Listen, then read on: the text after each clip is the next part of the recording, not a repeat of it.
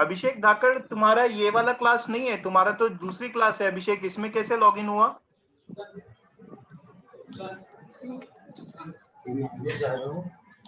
Abhishek,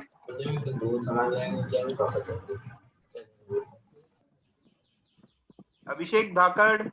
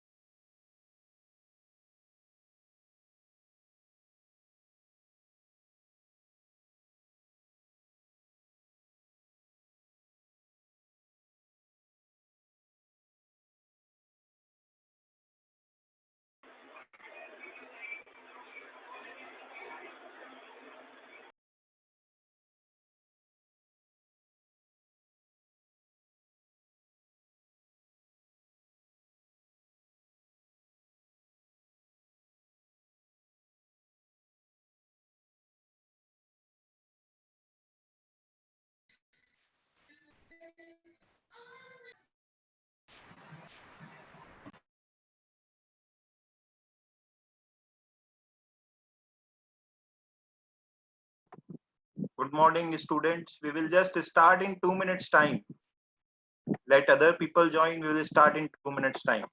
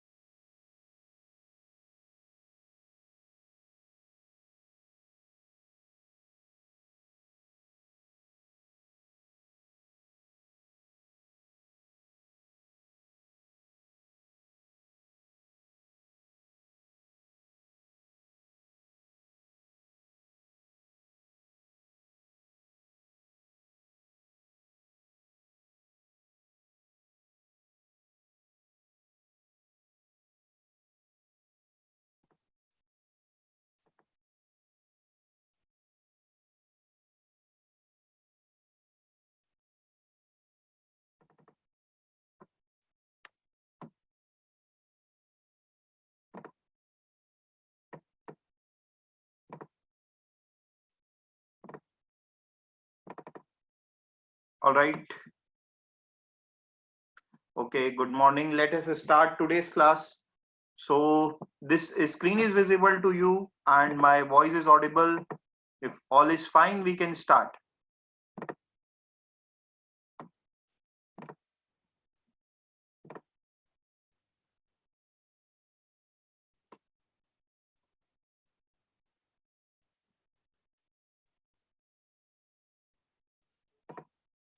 Okay, thanks. All right. So I think that there might be one or two person who who would not have attended the previous class of contracts, जिनके लिए first class होगी. ठीक है. ऐसे कितने लोग हैं जो कॉन्ट्रैक्ट्स की पिछली क्लास अटेंड नहीं किए थे? एक बार मेरे को चैट बॉक्स में बता देंगे very quickly. How many of you did not attend the last Sunday class of contracts? एक ही है मेरे ख्याल से, कोई एक दो ही है. बता दें प्लीज जल्दी. Okay, Aditya Singh. All right, one. Any other person? Okay, fine. Aditya, बहुत ही सिंपल टॉपिक है. हम बीच से पढ़ जरूर रहे हैं. सिर्फ शुरू के 5 मिनट आपको प्रॉब्लम हो सकती है. ठीक है. पिछली क्लास की रिकॉर्डिंग मैं आपको भेज दूंगा, आप उसको देख सकते हैं क्लास के बाद. वैसे भी मैं थोड़ा सा रिवीजन करवाऊंगा. I want to make it smooth for everyone, but if you bear for 3-4 minutes everything will be okay. सब समझ में आएगा, कोई प्रॉब्लम ही नहीं होगी. ठीक है, राइट. तो चलो स्टार्ट करते हैं. अपन हमने पिछली क्लास में जो देखा था, we started off with what is contract. Contract आखिर होता क्या है, हमने इस चीज से चालू किया था कि कॉन्ट्रैक्ट क्या होता है. हमने बोला कॉन्ट्रैक्ट दो इंसान या मल्टीपल इंसानों के बीच लिखित, रिटन या फिर ओरल, दोनों होता है ना. रिटन या फिर ओरल किया हुआ कमिटमेंट है. सिंपल वर्ड्स में कमिटमेंट है जिसमें एक पार्टी कुछ काम करती है, दूसरी पार्टी उसके बदले कुछ काम करती है. कॉन्ट्रैक्ट में एक ऑब्जेक्ट होता है और एक कंसिडरेशन होता है. ऑब्जेक्ट मतलब ये होता है कि जिस पर्पज से कॉन्ट्रैक्ट बनाया जा रहा है. मैं अपना घर बेचना चाह रहा हूं और मुझे उसके बदले में 10 लाख रुपए मिल रहे हैं, तो my object is selling home and what I am getting in return is my consideration. ठीक है. कॉन्ट्रैक्ट की डेफिनेशन के दो पार्ट्स थे. एक, कॉन्ट्रैक्ट इज एन एग्रीमेंट, और दूसरा, contract is an agreement that is legally enforceable. Legally enforceable का मतलब ये होता है कि अगर कोई पार्टी कॉन्ट्रैक्ट्स के टर्म्स एंड एग्रीमेंट को ब्रीच करती है, वायलेट करती है, तो दूसरी पार्टी उसे कोर्ट ले जा सकती है और कोर्ट में ये लीगली एनफोर्स होगा. ठीक है, right. Okay, so that is what we mean by legally enforceable. So contract एक ऐसा एग्रीमेंट है जो लीगली एनफोर्सिएबल है. हमने फिर आगे ये देखा था कि एक एग्रीमेंट में क्या क्या जरूरी है. एग्रीमेंट में जो चीज जरूरी है वो है ऑफर एंड एक्सेप्टेंस. ऑफर और एक्सेप्टेंस जरूरी है. अगर मैं क्लियर कट ऑफर नहीं दिया हूं तो सामने वाला अग्री कैसे करेगा, एक्सेप्ट कैसे करेगा, और सामने वाले को एक्सेप्टेंस भी देना जरूरी है. हमने लीगली एग्रीमेंट के ये पार्ट्स देखे थे. ऑब्वियसली और भी कुछ पार्ट्स देखे थे, but just very quick revision. Legal enforceability में हमने देखा था कि कोई भी कॉन्ट्रैक्ट लीगली एनफोर्सिएबल तभी हो सकता है जब उसका ऑब्जेक्ट लीगल हो. ऑब्जेक्ट लीगल का मतलब जिस पर्पस से कॉन्ट्रैक्ट बनाया हो वो कोई अनलॉफुल काम नहीं हो. किसी को मर्डर करने के लिए सुपारी दे रहा हूं, ठीक है, तो murder itself is a unlawful object. ऐसा कोई भी कॉन्ट्रैक्ट वैलिड हो ही नहीं सकता. ठीक है. जो मुझे उसके बदले में मिल रहा है कंसिडरेशन, वो भी लॉफुल होना चाहिए. ये भी हमने देखा था. हमने ये दो चीजें देखी थी. आज हम तीसरा एलिमेंट देखेंगे कि कोई कॉन्ट्रैक्ट लीगली एनफोर्सिएबल कब होता है, और वो तीसरा एलिमेंट है कंसेंट. ठीक है. कुछ टर्म्स में बताना चाहूंगा. वॉइड का मतलब होता है कॉन्ट्रैक्ट की कोई भी कानून में, कानून की नजर में, लॉ की नजर में उस कॉन्ट्रैक्ट की कोई वैलिडिटी है ही नहीं. It is zero. ऐसे कॉन्ट्रैक्ट नहीं बन सकते जो वॉइड डिक्लेयर कर दिया है कोर्ट या कर देगा. वॉइड मतलब जीरो कॉन्ट्रैक्ट. उसके कोई भी टर्म्स एंड कंडीशन नहीं फॉलो होंगे अगर एक पूरे कॉन्ट्रैक्ट को वॉइड कर दिया है तो. दूसरा टर्म है वॉइडेबल. वॉइडेबल का मतलब ये होता है कुछ कुछ कॉन्ट्रैक्ट्स ऐसे होते हैं जिसमें एक पार्टी गलती से उस कॉन्ट्रैक्ट में एंटर हो जाती है, गलती से, वो किसी भी तरीके की गलती हो सकती है। In that case the court gives an option to the party जो गलती से एंटर हो गई है, उसे ऑप्शन दे सकती है, देती है कि अगर तुम चाहो तो कॉन्ट्रैक्ट में बने रहो, अदरवाइज अवॉइड करके निकल जाओ। वॉइडेबल का मतलब आप देखें, इट इज अवॉइडेबल। वॉइडेबल मतलब आप देखें अवॉइडेबल, ठीक है, बच के निकल सकते हैं। Is it okay? This is voidable. तो ये दो टर्म हमारे लिए इंपॉर्टेंट है। Is it okay? ठीक है, यहां तक के हमने किया था, अब बढ़ेंगे हम आगे। यहां तक के कोई प्रॉब्लम तो आप मुझसे बात करें, मुझसे पूछ लें चैट में।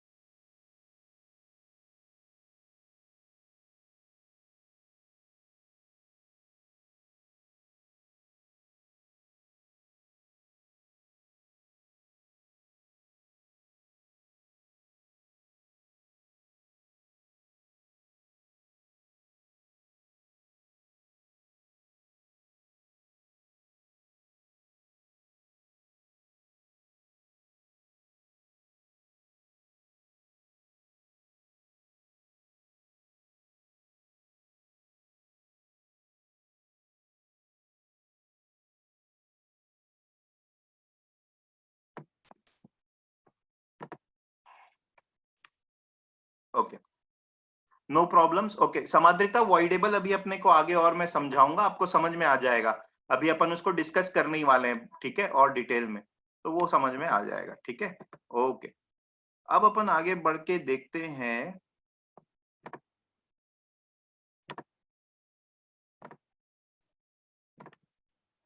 कंसेंट का मतलब क्या होता है। अब हम बोल रहे हैं कि कोई भी कॉन्ट्रैक्ट में जब दो पार्टीज एंटर हो रही हो तो उनके बीच में कंसेंट होना चाहिए। कंसेंट मतलब मर्जी, दोनों अपनी मर्जी से एंटर कर रहे हो, है ना, बड़ा लॉजिकल है ना। मैं किसी के सर पर बंदूक रख के नहीं बोल सकता कि अपना घर मुझे बेच दे, 1 करोड़ का घर 5 लाख में बेच दे। अगर वो बंदूक रखा है तो डेफिनेटली वो उस समय तो साइन कर देगा, बट बाद में जब प्रूव हो जाएगा कि बंदूक रखी गई थी, फोर्सिबली किया गया था, तो उस कॉन्ट्रैक्ट की क्या वैलिडिटी रह जाएगी।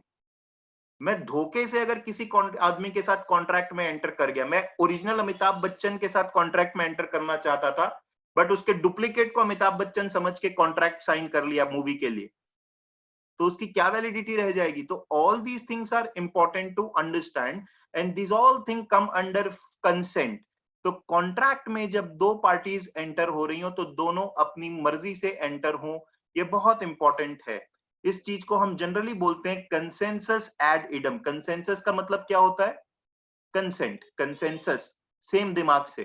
कंसेंसस एड इडम का मतलब ये है, दोनों ही पार्टी सेम चीज के बारे में सेम सेंस में सोच रहे हो तभी कॉन्ट्रैक्ट बनता है। दोनों पार्टी सेम चीज के बारे में सेम सेंस में सोच रहे हो तभी कोई कॉन्ट्रैक्ट बन सकता है। क्या हुआ सेम चीज के बारे में? मैंने बोला मैं तुम्हारा घर खरीदना चाहता हूं, तुम सोच रहे हो मैं तुम्हारा एक्स वाला घर खरीदना चाहता हूं, बट मैं तुम्हारा वाई वाला घर खरीदना चाहता हूं। तो दोनों सेम चीज पे एग्री कर रहे हैं क्या? नहीं। तो ये इस तरीके की चीज को same thing, same thing, same sense का मतलब भी उसी तरीके का है। सेम सेंस का मतलब है टर्म्स एंड कंडीशन से रिलेटेड, ठीक है। तो दोनों लोग सेम चीज के बारे में सेम तरीके से सोचेंगे तभी कॉन्ट्रैक्ट की वैलिडिटी रहेगी। अच्छा, अब अपन आगे बढ़ते हैं, ठीक है। इसको अभी आप भूल जाओ, ठीक है, आपके लिए यही इंपॉर्टेंट है, ऑल्दो उसको मैं टच करूंगा आगे जाकर के मिस्टेक को। A contract can be bad for, bad मतलब अ कॉन्ट्रैक्ट खराब क्यों हो सकता है? खराब यानी वॉइड भी हो सकता है, वॉइडेबल भी हो सकता है, अगर इनवैलिड कंसेंट या फ्री कंसेंट नहीं मिली। 5 तरीके से कॉन्ट्रैक्ट जो है उसमें हम बोलते हैं फ्री कंसेंट नहीं मिला। फर्स्ट, मिस्टेक, गलती से एंटर कर गया। सेकंड, कोयर्शन, अनड्यू इन्फ्लुएंस, मिसरिप्रेजेंटेशन और फ्रॉड। अब इसको आप समझो, एक एक को मैं डिटेल में समझाऊंगा। सबसे पहले देखते हैं इसका मतलब क्या हुआ। ये बोलने की कोशिश ये कर रहा है अगर कॉन्ट्रैक्ट मिस्टेक से एंटर हुआ है, मिस्टेक हम आगे जाकर के समझेंगे, अभी के लिए आप इतना याद रखो, मिस्टेक से अगर कॉन्ट्रैक्ट एंटर हुआ है, फ्री कंसेंट में नहीं है, मिस्टेक से कॉन्ट्रैक्ट एंटर हुआ है, तो that contract will be void. Void का मतलब उसकी लीगल वैलिडिटी ही खत्म। अगर कॉन्ट्रैक्ट कोयर्शन, अनड्यू इन्फ्लुएंस, मिसरिप्रेजेंटेशन और फ्रॉड से हुआ है, तो कोर्ट उसमें वॉइडेबल का ऑप्शन देती है। वॉइडेबल ऑप्शन ये है, मतलब जो जिस इंसान के साथ फ्रॉड हुआ है, उसके पास ऑप्शन है, कोर्ट बोलेगा चाहे तो कॉन्ट्रैक्ट में रहो, चाहे तो आप उससे एग्जिट कर जाओ। वो एग्जिट कर गया तो उसे कोई कंडीशन फुलफिल नहीं करनी है। मान लो फ्रॉड से एंटर हुआ था, बट उसे लगा कि चलो ठीक है यूज कर लेता हूं, तो कोर्ट उसको ऑप्शन दे रही कि if you want continue in the contract, if you want you can move out of it. That is what we mean by voidable. ठीक, ये यहां तक के चीजें क्लियर है? आगे बढ़ के एक एक को डिटेल में देखते हैं। ठीक है, ओके। सबसे पहले देखते हैं कोयर्शन। आप इस डेफिनेशन पे अभी नहीं जाएंगे, जो मैं बोल रहा हूं वो सुनेंगे, आप उसमें जाएंगे तो समझ में नहीं आएगा। Please listen to what I am saying. Coercion, coercion मतलब होता है हिंदी में अगर हम बोले तो फोर्सिबली किसी से कुछ काम करवाना, फोर्सिबली काम करवाना। कोयर्शन क्या होता है? कोयर्शन का मतलब ऐसा होता है कि एक पार्टी दूसरी पार्टी को कॉन्ट्रैक्ट में एंटर करने के लिए जबरदस्ती कर रही है, इस चीज का डर दिखा के, जो इंडियन पीनल कोड में फॉरबिडन है। इंडियन पीनल कोड मतलब law, crime. Indian penal code में जो चीज फॉरबिडन है, उस चीज का डर दिखा के कह रही है कि कॉन्ट्रैक्ट में एंटर हो। मतलब इस तरीके की बात, अगर तुम अपना घर मुझे सेल नहीं करोगे, 10 करोड़ का घर 1 करोड़ में सेल नहीं करोगे या whatever, if you are not going to sell your house to me, मैं तुम्हें शूट कर दूंगा, जान से मार दूंगा, या तुम्हारे बच्चे को किडनैप कर लूंगा। ठीक है, या कुछ और ऐसा काम जो अनलॉफुल है, जो इंडियन पीनल कोड में फॉरबिडन है। समझ रहे हो ना? डेफिनेशन समझना। आई एम कमिटिंग, अब इसमें आते हैं। इफ समवन इज कमिटिंग, ऐसा कोई काम कर रहा है या ऐसा काम करने की धमकी दे रहा है जो इंडियन पीनल कोड में फॉरबिडन है, ताकि सामने वाला इंसान कॉन्ट्रैक्ट में एंटर कर जाए, तो वो कोयर्शन के थ्रू कॉन्ट्रैक्ट में एंटर करवाने की कोशिश कर रहा है। ध्यान रखेंगे, कोयर्शन में कॉन्ट्रैक्ट वॉइडेबल होता है। ऑप्शन दिया गया है, जो कोयर्शन से एंटर हुआ है, जो दबाव में एंटर हुआ है, उसके पास ये ऑप्शन है, वो चाहे तो कंटिन्यू करे, चाहे तो निकल जाए। फिर से डेफिनेशन रिपीट करता हूं, मैं कोई ऐसा काम कर रहा हूं या करने की धमकी दे रहा हूं, थ्रेटन कर रहा हूं कि मैं कर दूंगा, जो इंडियन पीनल कोड में फॉरबिडन है, ताकि सामने वाला इंसान कॉन्ट्रैक्ट में एंटर कर जाए। मतलब कुछ भी एग्जांपल ले लो, मर्डर करना, किडनैप करना, एब्डक्शन करना, वॉट एवर, इस तरीके की चीज विल कम अंडर कोयर्शन। ठीक है, राइट? या फिर अनलॉफुल डिटेनिंग और threatening to detain any property of the person, ये भी अनलॉफुल है ना। मैं उसको धमकी दे रहा हूं, बेटा तेरी जमीन हड़प लूंगा, 1 करोड़ की जमीन 10 लाख में बेच दे, नहीं तो जमीन हड़प लूंगा। हड़पना क्या होता है? डिटेन करना। तो अनलॉफुल किसी की चीज अपने पास रख लेना और बोलना ये मेरे को बेच दे, नहीं तो नहीं दूंगा, वो भी कोयर्शन है। ठीक है, ऐसा कोई भी काम जो आपको लग रहा है फॉरबिडन है भाई इंडियन पिनल कोड, ठीक, that is coercion. Got it? अब आप सुनो मेरा एग्जाम्पल। आपने अपने पेरेंट्स पे दबाव डाला कि मुझे मोबाइल फोन खरीद के दो, अदरवाइज मैं घर छोड़ के चले जाऊंगा। आपके पेरेंट्स उस दबाव में आपको मोबाइल फोन परचेज करके दे दिए। क्या ये कोयर्शन है? Is this कोयर्शन?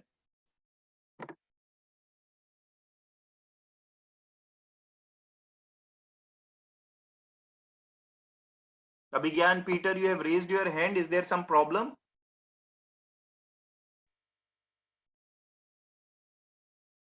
I have received only 5-6 answers.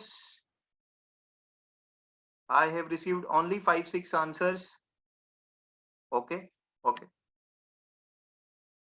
okay. अब बेटा मेरा जो दो लोग यस बोल रहे हैं, तोशी और इशिता, दो लोग यस बोल रहे हैं। अब मेरी बात को ध्यान से सुनो। कोयर्शन कब होता है? जब मैं कोई ऐसा काम करूं जो इंडियन पीनल कोड फॉरबिड करता है, फॉरबिड यानी रेस्ट्रिक्ट करता है, मना करता है, जो अनलॉफुल बना सकता है। आप देखिए आप क्या कर रहे हैं, आप पेरेंट्स को बोल रहे हैं मोबाइल दिलाओ नहीं तो घर छोड़ के चले जाऊंगा। क्या घर छोड़ के चले जाना इंडियन पीनल कोड में फॉरबिडन है? क्या ये गुनाह है? अगर हाँ है तो कोयर्शन है, नहीं है तो नहीं है। आप बताओ, बड़ा कॉमन सेंसिकल है। घर छोड़ के चले जाने के लिए पनिशमेंट मिलेगी क्या? अननेसेसरी क्वेश्चन मत पूछो यार। अभी मैं जहां हूं आप वहां पे रहो।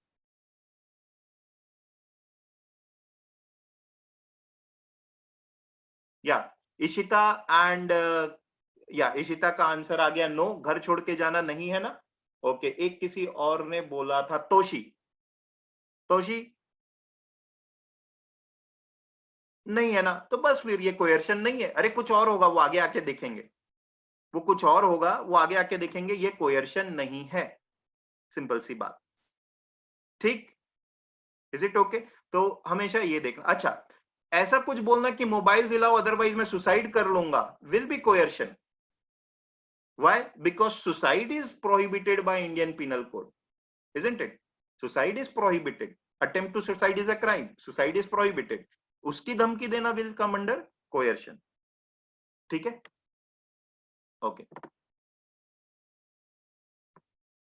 ओके यार अनस, मैं जो बता रहा था आप उस पे फोकस करें।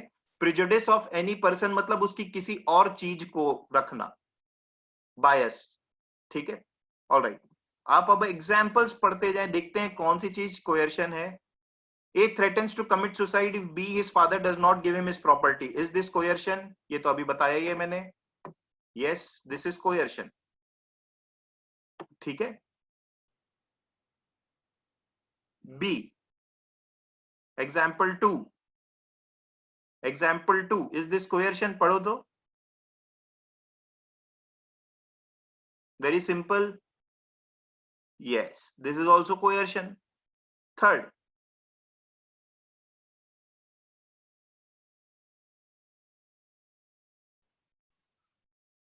ये डिटेनमेंट वाला है। ए ने बी से लोन लिया था और अपने घर को एज अ सिक्योरिटी रखा था। जब ए ने लोन रीपे कर दिया तो बी कह रहा है मेरे को घर बेच दो, अदरवाइज मैं आपको आपका घर का टाइटल वापस नहीं दूंगा।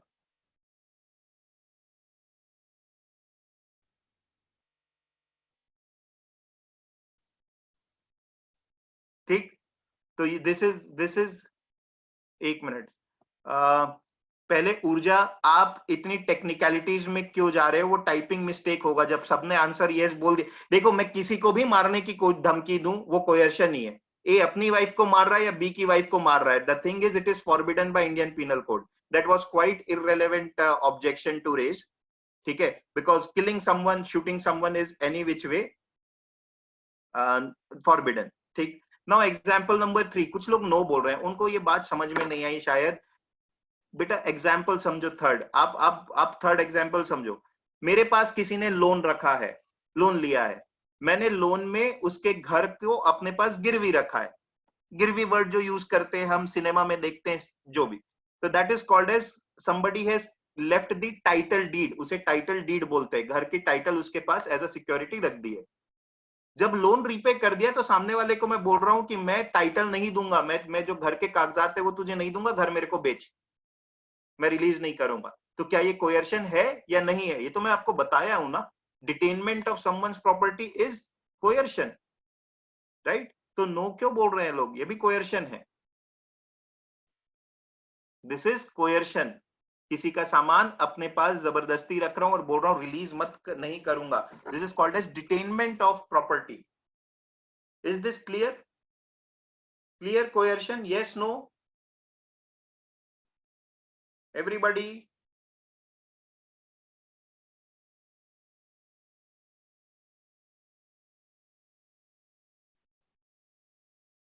डन। ओके, एक एग्जांपल और आपसे पूछता हूं, लॉजिकली सोचना एकदम।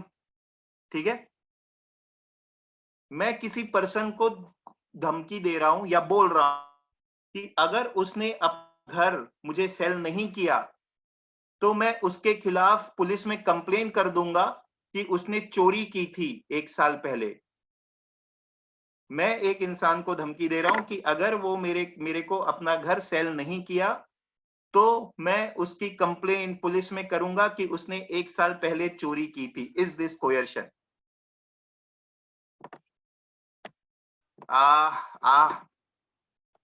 Very bad, very bad. I am surprise, लोगों को फिर भी समझ नहीं आता नब्ज क्या है, पकड़ना किसे है। मैं जो काम की धमकी दे रहा हूं क्या वो इंडियन पीनल कोड में फॉरबिडन है? क्या पुलिस में केस करना इंडियन पीनल कोड में फॉरबिडन है?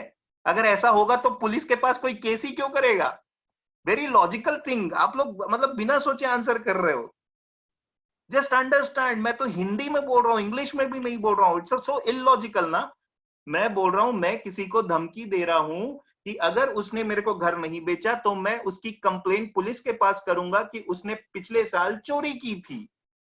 क्या जिस चीज की मैं धमकी दे रहा हूं, किस चीज की धमकी दे रहा हूं, मैं पुलिस में कंप्लेन करूंगा, क्या ये इंडियन पीनल कोड में फॉरबिडन है? क्या इंडियन पीनल कोड में फॉरबिडन का मतलब क्या हुआ है? कानून ने ऐसा काम करने से मना किया है क्या?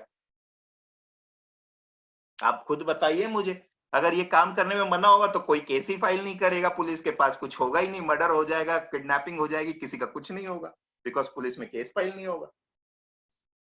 ठीक। अच्छा, हम गलती कहां करते पता है? हम लोग जिस चीज को देखते हैं वो ये है कि क्या धमकी दिया, क्या ब्लैकमेल किया, क्या ब्लैकमेलिंग काफी नहीं है। ब्लैकमेलिंग किस तरीके की चाहिए? ब्लैकमेलिंग ऐसा काम करने की जो अनलॉफुल है। आप लोग इमोशंस में बह के आंसर कर रहे हैं, सिर्फ ब्लैकमेलिंग देख रहे हैं, धमकी दे रहा है। नहीं, काफी लोगों ने नो बोला था, बेटा पर्सनली मत लो। काफी लोगों ने यस भी बोला था, तो यस वालों के लिए ये है। नो कम से कम 7-8 लोगों ने बोला था, ठीक है। और उतने ही लोगों ने यस बोला था।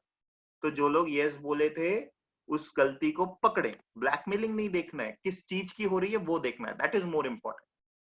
Got it? यस।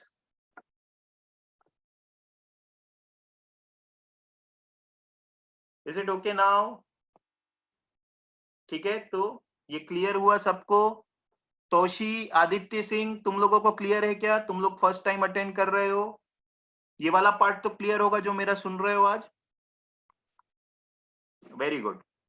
अब आते हैं उसमें क्या होगा जब मैं अपने पेरेंट्स को धमकी दे रहा हूं कि मैं घर छोड़ के चले जाऊंगा। ठीक है, वो होता है अनड्यू इन्फ्लुएंस। अनड्यू इन्फ्लुएंस मतलब क्या होता है, देखते हैं अभी। ठीक है, अनड्यू इन्फ्लुएंस में ऐसा होता है कि दो पार्टीज में से एक पार्टी जो है वो डोमिनेटिंग पोजीशन में होती है। डोमिनेटिंग पोजीशन का मतलब आप जानते हैं, वो दूसरे को डोमिनेट कर सकती है। ठीक है, एक पार्टी दूसरे पार्टी को डोमिनेट कर सकती है और वो इस पोजीशन का गलत फायदा उठाती है। दोनों चीज जरूरी है, वो डोमिनेट कर सकती है और वो इस चीज का गलत फायदा उठाना, ये बहुत जरूरी है। मैं उस चीज का गलत फायदा उठाया कि मेरी पोजीशन थी वो डोमिनेटिंग थी, इस वजह से मैं गलत फायदा उठाया ताकि सामने वाला कॉन्ट्रैक्ट में एंटर कर जाए। That is undue influence. ठीक। अब आप डोमिनेटिंग पोजीशन में कब कब होते हो, that is very important to understand कि डोमिनेटिंग पोजीशन का मतलब क्या होता है। वन, जब मेरे पास एक्चुअल पावर है, मेरे पास एक्चुअल पावर है। पावर यानी मेरे सामने कोई MP, MLA, prime minister, IAS officer आ जाएगा तो डेफिनेटली मैं दब जाऊंगा, और इंडिया में तो खासकर पावर।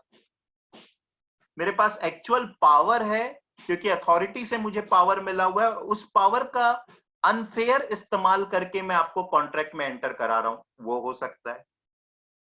दूसरा, नॉलेज। मेरे पास पावर तो नहीं है बट मेरे पास नॉलेज है, और उस नॉलेज का मैं गलत फायदा उठा करके आपको कॉन्ट्रैक्ट में एंटर करवा लेता हूं, या कुछ काम ऐसा करने बोलता हूं जो यूजुअली नहीं करेंगे। नॉलेज। तीसरा, ट्रस्ट एंड लव। तीसरा, डोमिनेटिंग पोजीशन में कब कोई कब होता है, जब दो लोगों के बीच बहुत ज्यादा ट्रस्ट है और कोई एक इंसान उस ट्रस्ट का गलत फायदा उठा लिया और सामने वाले को कॉन्ट्रैक्ट में एंटर कराया। अब देखते हैं इनके एग्जाम्पल्स। पावर वाले का तो बड़ा क्लियर है, बहुत सिंपल है। ठीक है, पुलिस वाला आ गया, आईएएस ऑफिसर आ गया, वो कुछ बोल रहा है ऐसा काम कर दो, मन नहीं है तब भी हम कर दे रहे हैं क्योंकि पावर है बाबा उसके पास। नॉलेज वाला बहुत इंटरेस्टिंग है। नॉलेज वाले में सारे लोग कटघरे में खड़े हो सकते हैं, ठीक है? डॉक्टर, टीचर, लॉयर, सीए, जितने भी लोग ऐसी फील्ड में हैं जिनके पास नॉलेज है अपनी फील्ड का और आप उनके पास सर्विस लेने के लिए जा रहे हो सकता है वो उस नॉलेज का गलत फायदा उठा के आपसे ज्यादा पैसा खर्च करवा दे। For example, doctors, I am not saying that all doctors are like that, but many times we feel doctor क्या जाते हैं और हमें लगता है यार अननेसेसरी टेस्ट करवा दिया, इतने सारे ब्लड टेस्ट लिख दिया, कुछ भी नहीं है मेरे को, तो फिर भी आप करवाते हो। मोरसो डॉक्टर ये भी बता देता है, देखो इसी इसी लैबोरेटरी का कराया हुआ टेस्ट मैं मानता हूं, आपको फिर भी पता है कि उसकी कुछ सेटिंग है, फिर भी आप मान जाते हो। Those kind of things are undue. I'm just giving you the example. Of course, contract में एंटर किया जा सकता है फर्दर उसमें, बट मैं एक इनफॉर्मल एग्जाम्पल आपको दे रहा हूँ। लॉयर के पास जाओगे तो वो भी घुमा सकता है चक्री, लॉयर के पास आपसे ज्यादा दिमाग है लॉ का, वो जो बोलेगा आप मानोगे। चार्टेड अकाउंटेंट भी कर सकता है ऐसा। जहां पर नॉलेज ज्यादा है एक इंसान के पास, वो डोमिनेटिंग पोजीशन में आ जाता है सामने वाले के मुकाबले, उसका वो गलत फायदा भी उठा सकता है। टीचर का कुछ हिडन एजेंडा हो सकता है, आपको ये बोलने का इस कॉलेज में एडमिशन ले ले, इसमें मत ले, ये कॉलेज ज्यादा अच्छा है। टीचर की बात बच्चे मान लेते हैं, नॉलेज ज्यादा है, ट्रस्ट भी है, हो सकता है, ठीक, राइट। स्पिरिचुअल गुरु तो तीनों में आएंगे, इसलिए इनको सबसे पहले पकड़ा जाता है कुछ गड़बड़ होगी तो। स्पिरिचुअल गुरु के पास आपको लगता है पावर भी है, उसके पास नॉलेज भी है, और आप भरोसा भी कर रहे हो, तीनों चीज हो गई, ठीक है। कैसे? स्पिरिचुअल गुरु की बात नहीं मानूंगा तो बद्दुआ दे देगा, पावर भी है, नॉलेज है कि स्वर्ग कैसे जाना है, और विश्वास भी है। तो what happens is the law takes notice of these things. अगर आपको याद हो निर्मल बाबा, यू रिमेम्बर निर्मल बाबा, 3-4 साल पहले केस वगैरह हुआ था and he was very popular. हर घर में निर्मल बाबा का कुछ चलता है, हर घर में नहीं, मतलब many people used to watch him, ठीक है।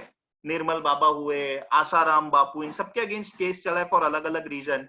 बट एक बार केस चलता है तो फिर सारी छानबीन होती कि भैया बाबा होकर के 100 करोड़ की प्रॉपर्टी कहां से आ गई, किसको बोला स्वर्ग भेजूंगा और मेरे हॉस्पिटल के लिए दान दे दे। Everything comes under the scrutiny. I'm not saying that all Baba are like that. I'm not saying that all doctors and teachers are like that. But what we are saying is, यहाँ पर undue influence का बनता है जब बाबा ये बोल दे कि स्वर्ग जाएगा, पक्की बात है, मेरी एक हॉस्पिटल बना रहा हूँ या ट्रस्ट बना रहा हूँ, उसमें 1 करोड़ दान दे दे। अभी ये तो अनड्यू इन्फ्लुएंस के साथ बोल रहा है, कुछ करने के लिए उसके बदले तुझे स्वर्ग मिलेगा, which it self is intangible thing.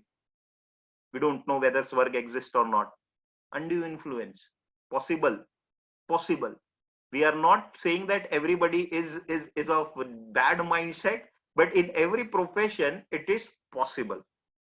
That is what we are saying. ठीक, तो कोयर्शन और अनड्यू इन्फ्लुएंस में डिफरेंस क्या हुआ? डिफरेंस ये हुआ, कोयर्शन में मैं ऐसे काम की धमकी दे रहा हूं जो कानून साफ तौर पे मना ही कर रहा है, बेटा ये तो फॉरबिडन है। अनड्यू इन्फ्लुएंस में मैं अपनी पोजीशन का गलत फायदा उठा रहा हूं, वो पोजीशन और भी वजह से हो सकती, जैसा मैंने बताया।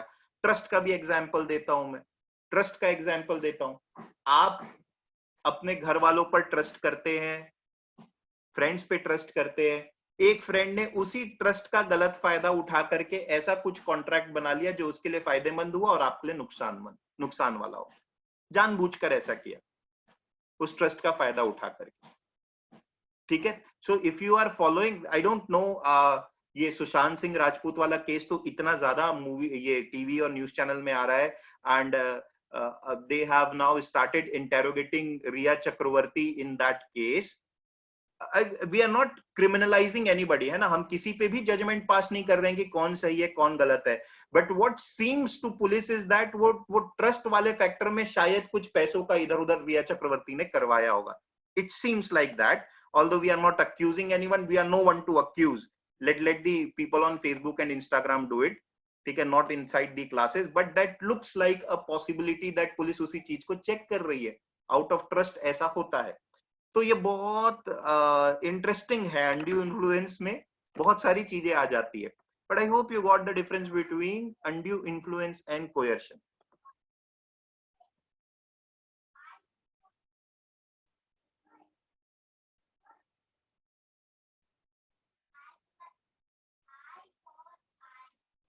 Yeah, guys, very quickly, if you can just confirm.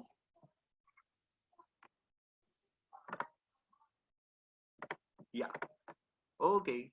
Next is misrepresentation and fraud. अब क्या होता है, ये होती है बेवकूफ बनाने की स्कीम। ठीक है, किसी को बेवकूफ बना के कॉन्ट्रैक्ट में एंटर कर लिया, ये वो कैटेगरी। तो कोयर्शन और अनड्यू इन्फ्लुएंस थोड़े सिमिलर है, मिसरिप्रेजेंटेशन और फ्रॉड थोड़े सिमिलर है। यहां पर एक बार मैं फिर से पूछना चाह रहा हूं बेटा, किसी को कोई भी प्रॉब्लम अभी तक?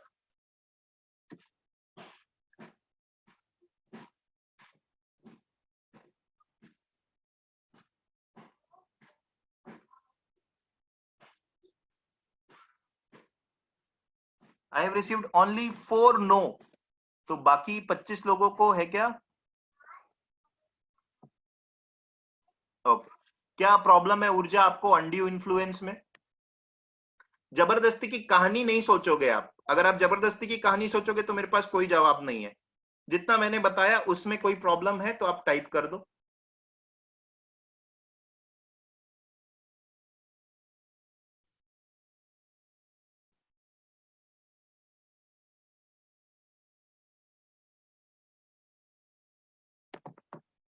डोमिनेंस क्या है? डोमिनेंस का मतलब ये है कि आप किसी इंसान को डोमिनेट कब कर सकते हो। डोमिनेट का मतलब आप ऊंची पोजीशन में हो उसके मुकाबले। ऊंची पोजीशन में कब कब हो सकते हो आप उसके मुकाबले? जब आपके पास रियल में पावर है, आईएएस ऑफिसर हो गए, नेता हो गए, रियल में पावर है, नॉर्मल इंसान से ऊंचा है। दूसरा, आपके पास नॉलेज ज्यादा है। वो नॉलेज किसी भी फील्ड का हो सकता है, क्योंकि नॉलेज ज्यादा है, सामने वाले के पास कम नॉलेज है, तो आप मैनिपुलेट कर सकते हो। अब ये समझो ना, आप पढ़े लिखे हो, आप कितना इजीली जो अनपढ़ है उनको मैनिपुलेट करके कुछ भी बोल देते हो और मान जाते हैं। डोमिनेट इस वजह से किया जा सकता है। डोमिनेट ट्रस्ट के वजह से भी किया जा सकता है। पता है सामने वाला मेरे पे अंधविश्वास करता है, उसको बेवकूफ बना लेता हूं। That is what we mean by dominance. Is this okay? Okay, या ठीक। नाउ तन्मय, सेम नहीं है, सिमिलर है बेटा। कोयर्शन और अनड्यू इन्फ्लुएंस सेम मैंने नहीं बोला, सिमिलर है। सिमिलर का मतलब और सेम का मतलब जमीन आसमान का डिफरेंस है दोनों में। सिमिलर मतलब एक जैसा है, सेम मतलब एक है, एक नहीं है। एक जैसे हैं कि किसी को बेवकूफ बनाया जा रहा है, सॉरी, किसी को धमकी दे करके या फिर चीट करके कॉन्ट्रैक्ट में एंटर कराया जा रहा है। कोयर्शन में you but there is a huge amount of difference. Coercion is Indian penal code में जो फॉरबिडेड है वैसा काम कर रहा हूं। अनड्यू इन्फ्लुएंस में जोर जबरदस्ती से भी कर सकता हूं क्योंकि पावर मेरे पास है, या मैनिपुलेट करके भी कर सकता हूं क्योंकि नॉलेज है। ठीक है, right, okay. Now what is misrepresentation and fraud? Very simple, very simple. आपको मैं दोनों के बीच का डिफरेंस बताता हूं। मिसरिप्रेजेंटेशन का मतलब हो गया, मैंने कोई फैक्ट्स को मिस स्टेट कर दिया। मिस स्टेट कर दिया मतलब फैक्चुअल इंफॉर्मेशन गलत दे दी। मैंने कॉन्ट्रैक्ट के में जब एंटर कर रहे थे तो आपको कोई फैक्चुअल इंफॉर्मेशन गलत दे दी, क्योंकि मुझे भी वही पता था। फ्रॉड का मतलब क्या होता है? दोनों में डिफरेंस बस इतना ही है। फ्रॉड में भी मैंने गलत आपको factual information he the, but यहां पर मैं जानबूझकर दे रहा हूं। फ्रॉड में और मिसरिप्रेजेंटेशन में जो डिफरेंस है वो सिर्फ वर्ड डेलिब्रेट का है, जानबूझकर करना। मिसरिप्रेजेंटेशन में जानबूझकर नहीं किया, मुझे भी यही पता था। दोनों एग्जाम्पल आप पढ़ो, आपको एकदम क्लियर हो जाएगा क्या डिफरेंस है। Very simple, read both the examples.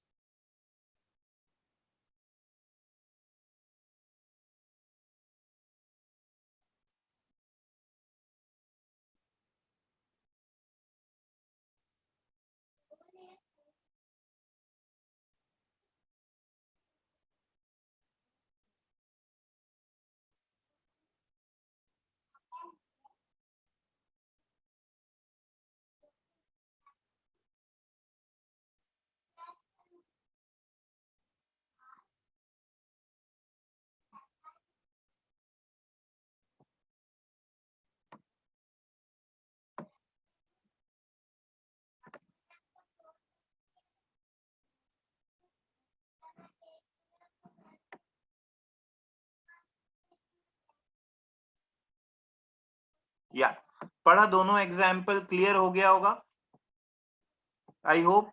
Miss representation में क्या बोल रहा है, उसको खुद को लगता था सुनील गावस्कर खेला इसलिए बोल दिया। फ्रॉड में क्या हुआ, फ्रॉड में ऐसा हुआ कि उसको पता था नहीं खेलता है, नेवर रियली बिलीव्ड, उसे पता था सुनील गावस्कर नहीं खेलता है, बट उसे लगा बोलूंगा तो एक खरीद लेगा, तो ये हुआ फ्रॉड। मिस रिप्रेजेंटेशन में ये जानबूझकर, डेलिब्रेट का मतलब क्या होता है, डेलिब्रेट मतलब इंटेंशनली, जानबूझकर किया हुआ, तो फ्रॉड में जानबूझकर मैं कुछ मिस स्टेट कर रहा हूं, मिस रिप्रेजेंटेशन में गलती से मिस स्टेट हो गया।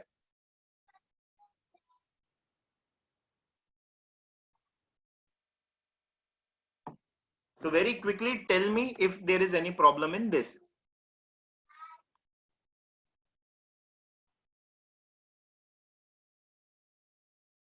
ठीक है, राइट। तो ये भी पॉसिबिलिटी है, कॉन्ट्रैक्ट में आप इसलिए एंटर कर लिए मिस रिप्रेजेंटेशन या फ्रॉड के वजह से।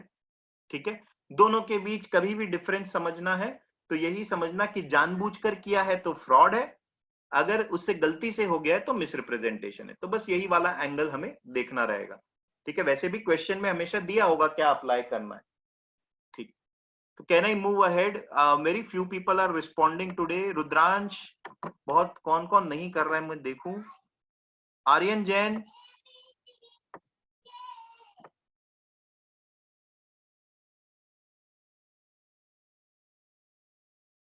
अवनी सिन्हा, अवनी वर्मा, तुम लोगों का रिप्लाई नहीं आ रहा है। कौस्तभ भी, आपका कोई रिप्लाई नहीं आ रहा है। राशि, प्रिंस शर्मा, कोई रिस्पॉन्स नहीं आ रहा है। मुझे तुम लोगों का सुनना है, क्या है, I want to see. Okay,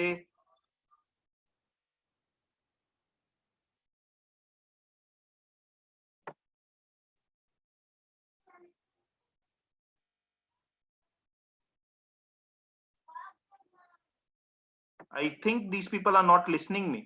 Prince Sharma, I want to see your reply.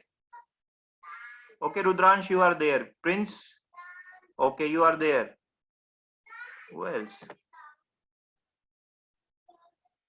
Okay. बेटा देखो, कोर प्रिंसिपल का मतलब मैं आपको बता तो चुका हूं, कॉन्ट्रैक्ट अवॉइडेबल होगा यानी अवॉइडेबल होगा अगर मिस रिप्रेजेंटेशन या फ्रॉड के वजह से। मुझे लग रहा है कि कुछ लोग अननेसेसरी के वर्ड्स पिक कर रहे हैं, मतलब आप अभी से ही, ये मैं आपको बता चुका हूं, isn't it? I have explained you. I have explained at least 2 times कि misrepresentation और fraud में voidable होगा. It's just asking what is core principle. I don't think it makes a sense. एक बस लिख दिया है कि इसका प्रिंसिपल ये, वो तो चीज मैं बता चुका हूं।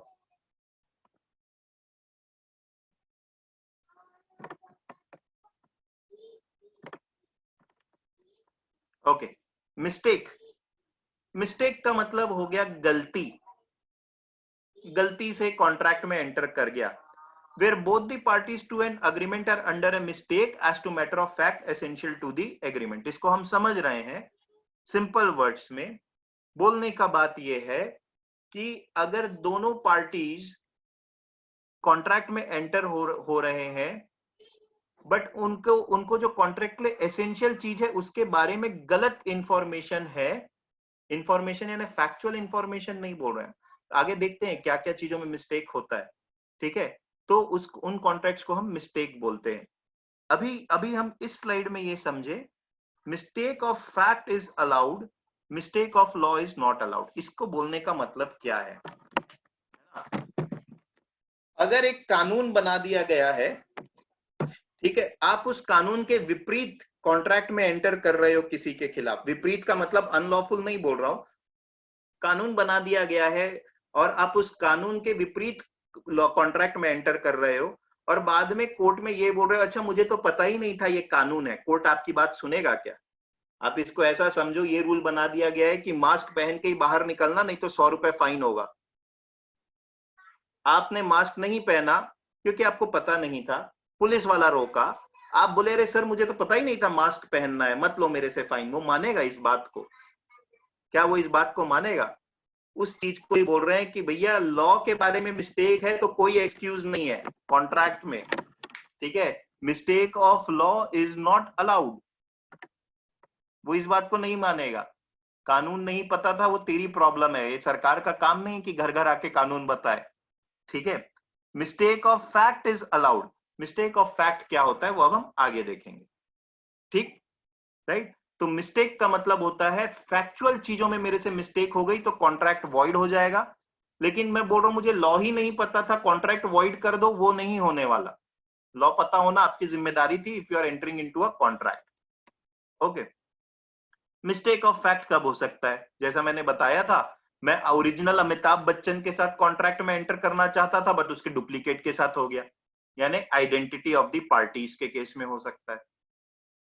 गलत आइडेंटिटी, गलत पार्टी के साथ कॉन्ट्रैक्ट में एंटर कर गया, ठीक, that is identity of the parties. Example पढ़ लो, समझ में आ जाएगा।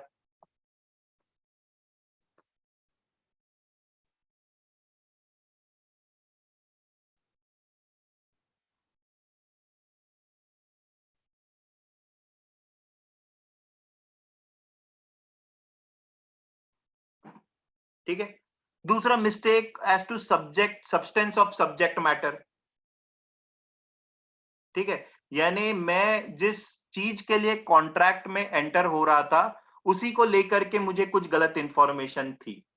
ठीक है, तो इसका एग्जाम्पल एक तो नीचे दिया है बट और सिंपल एग्जाम्पल जो है मैं वही दे सकता हूं कि हम दोनों घर खरीदने का, मतलब आप और आपके और मेरे बीच कॉन्ट्रैक्ट हुआ, मैं आपका घर खरीदूंगा।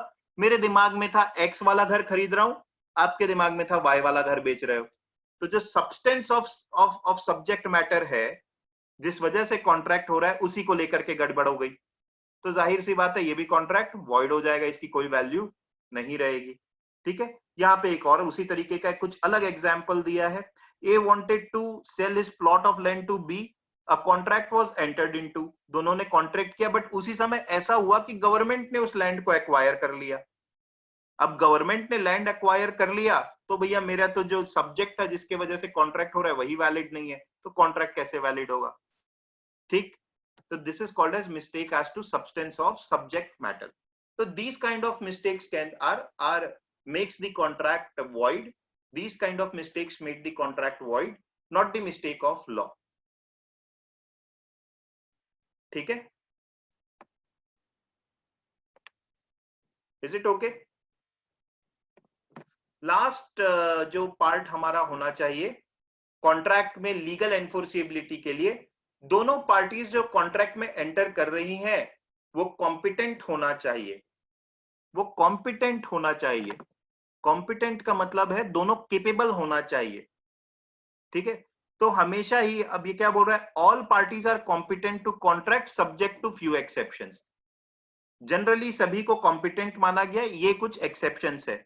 कोई भी कॉन्ट्रैक्ट माइनर के साथ एंटर हुआ तो वो हो जाएगा वॉइड, उसकी कोई वैल्यू नहीं, मतलब ये सभी केस में वॉइड हो जाता है एक्चुअली।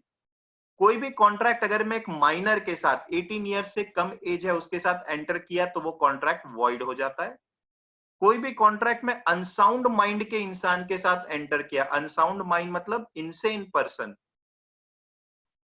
जिसका जिसका दिमाग सही हालात में नहीं है, उसके साथ एंटर किया तो वो कॉन्ट्रैक्ट वॉइड हो जाएगा। तीसरा, ऐसा कॉन्ट्रैक्ट मैं किसी ऐसे इंसान के साथ कॉन्ट्रैक्ट किया जिससे कानून ने ही फॉरबिड किया हुआ है, बैंकरप्ट घोषित है। बैंकरप्ट घोषित है तो कोर्ट इज इंसॉल्वेंट है, court has already declared the person is insolvent, now you are entering into contract that is void। ठीक है, तो कॉम्पिटेंसी ऑफ द पार्टीज में ये तीन चीज देखी जाती है। Okay okay, so now we will study the various types of contract। okay, 1 minute, I am sharing the slide।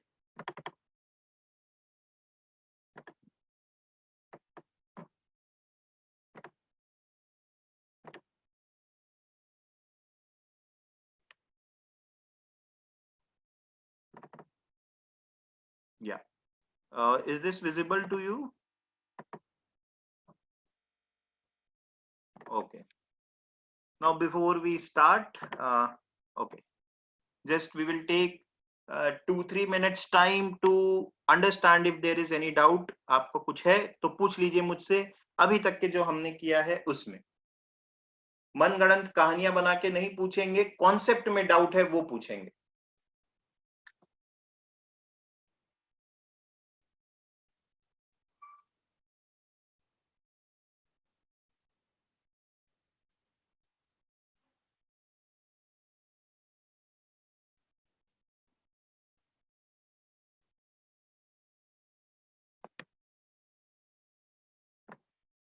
Only 2 no, 2 लोगों का ही बोल रहे हैं नो डाउट है बेटा, थोड़ा बेटर रिस्पॉन्स चाहिए।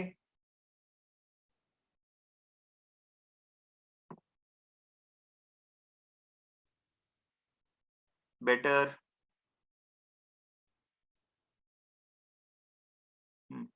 अभी भी कुछ लोग रिस्पॉन्स नहीं दे रहे हैं, आई थिंक सुन नहीं रहे हैं शायद। ठीक है, अटेंडेंस तो मार्क हो ही जाएगी। ओके ओके, तो अब अपन बढ़ते हैं कॉन्ट्रैक्ट्स में। Types, various types of contract. पहला है कॉन्टिंजेंट कॉन्ट्रैक्ट। ठीक है, अभी आप डेफिनेशन में जाओगे तो आपको कुछ समझ में नहीं आएगा, आप थोड़ा सा वेट करिए, मैं समझा रहा हूं, उसको सुने, फिर उसके बाद इन चीजों में जाना। ठीक है, कंटिंजेंट कॉन्ट्रैक्ट को कंडीशनल कॉन्ट्रैक्ट भी बोला जाता है। क्यों बोला जाता है? क्योंकि इस कॉन्ट्रैक्ट में, ये कॉन्ट्रैक्ट किसी कंडीशन पे बेस्ड होता है। अगर वो कंडीशन फुलफिल होगी तो कॉन्ट्रैक्ट ट्रिगर होगा। ट्रिगर मतलब एग्जीक्यूट होगा, उसमें कुछ ऐसे टर्म्स एंड कंडीशन मेंशन्ड है। ये कॉन्ट्रैक्ट एक कंडीशन पे बेस्ड है, अगर वो कंडीशन मीट होगी तो कॉन्ट्रैक्ट्स के टर्म्स एंड कंडीशन एग्जीक्यूट होंगे। Simple example is, everybody knows what is insurance. All of you know what is insurance. Any kind of insurance example that you can give me? Insurance पता है? Life insurance, fire insurance, okay, health insurance, okay, vehicle insurance, तो mobile phone insurance भी होता है। ठीक, बिल्कुल सही। Insurance का मतलब आप सबको पता ही होगा, है ना? इंश्योरेंस में अपन लाइफ इंश्योरेंस ही लेते हैं, कॉमन एग्जांपल है। ठीक है, जो सबको पता होगा, फिर भी मैं एक बार बता देता हूं, बिकॉज हो सकता है कुछ एक दो लोगों को उतना क्लियर आइडिया ना हो। लाइफ इंश्योरेंस में क्या होता है? मैं अपने लाइफ को इंश्योर करा रहा हूं। क्यों कराता हूं? क्योंकि मुझे लगता है अगर मेरे को कुछ हो जाए, ठीक है, कुछ हो जाए मतलब of course in this case death, life को इंश्योर करना इज, तो मेरी फैमिली को कुछ फाइनेंशियल सिक्योरिटी रहे, मेरे जाने के बाद भी there should be some financial security to the family. That is the reason why people take the life insurance policies.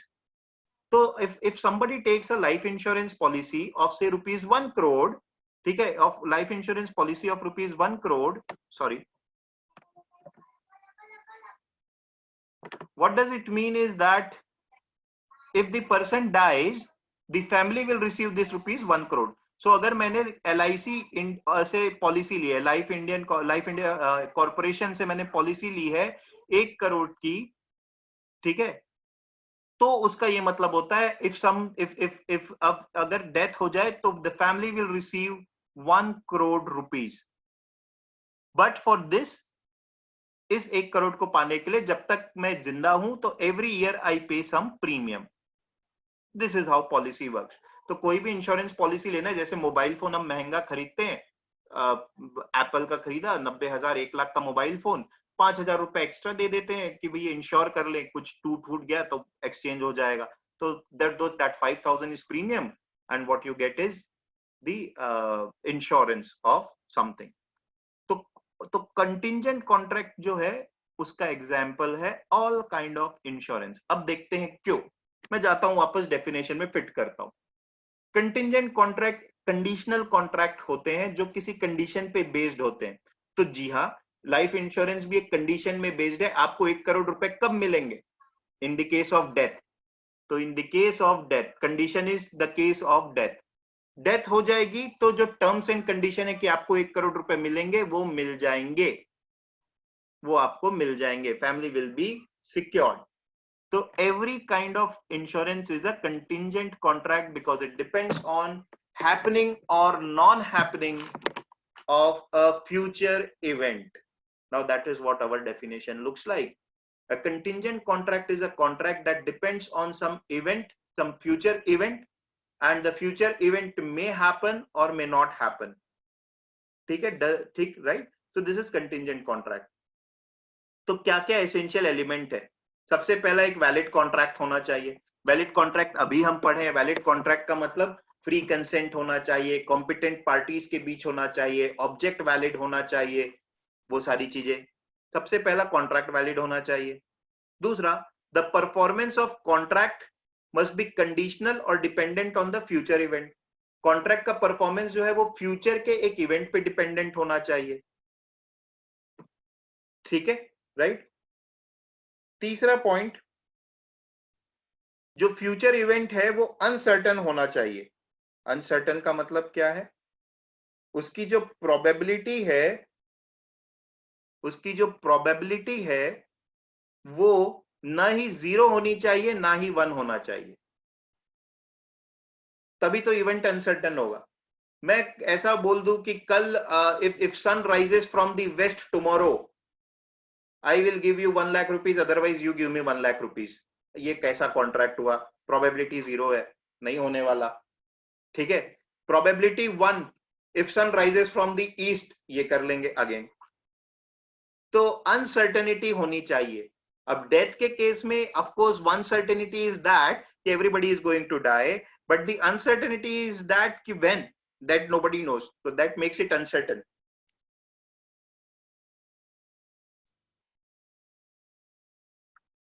ठीक। The event must be collateral to the contract. Collateral का मतलब क्या होता है?